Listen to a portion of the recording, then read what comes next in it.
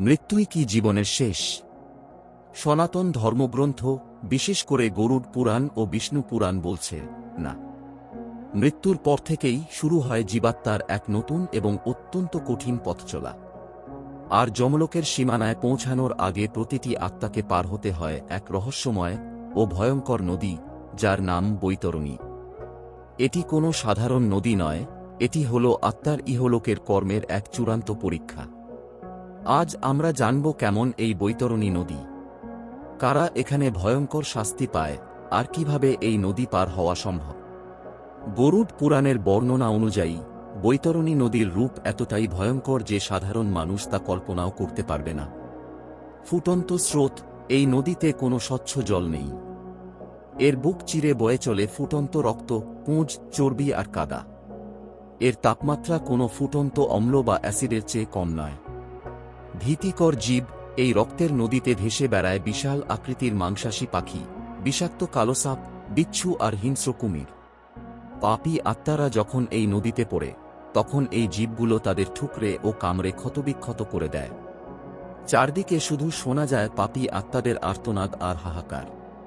গরুড় পুরাণে স্পষ্টভাবে বলা হয়েছে, যারা ইহজীবনে অধর্ম ও পাপের পথ বেছে নেয়, তাদের এই বৈতরণী নদীতে নিক্ষেপ করা হয়।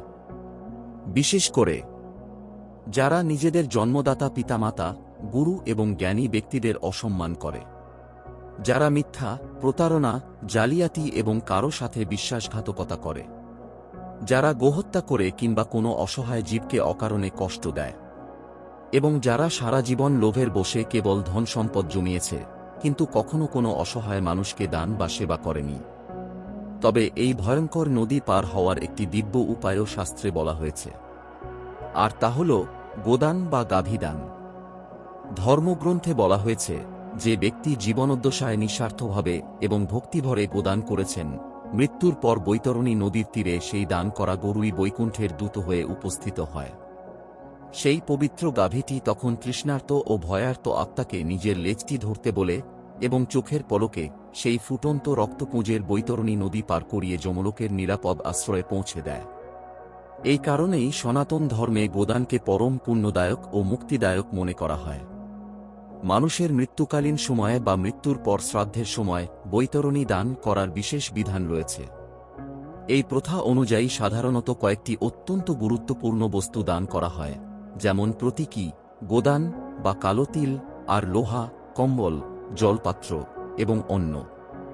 শাস্ত্রমতে এই দানগুলো যমলোকের পথে আত্মার ক্ষুধা ও তৃষ্ণা মেটায় এবং কঠিন যাত্রাকে অনেক সহজ করে তোলে।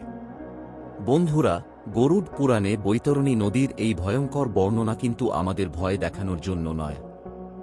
এর আসল উদ্দেশ্য হল আমাদের এই ক্ষণস্থায়ী জীবনে সঠিক ও ধর্মের পথ প্রদর্শন করা। মনে রাখবেন, মৃত্যুর পর আপনার ব্যাংক ব্যালেন্স, দামি গাড়ি, বাড়ি কিংবা ক্ষমতা কোনো কিছুই আপনার সাথে যাবে না।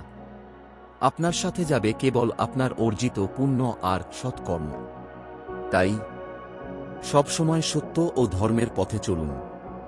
হৃদয়ে করুণা ও দয়া ধরে রাখুন।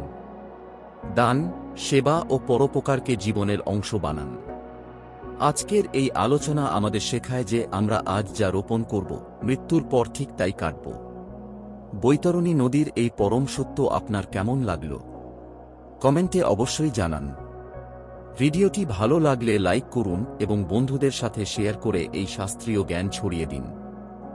গরুড় পুরাণের এমন আরও রহস্যময় অধ্যায় জানতে আমাদের চ্যানেলটি সাবস্ক্রাইব করে রাখুন।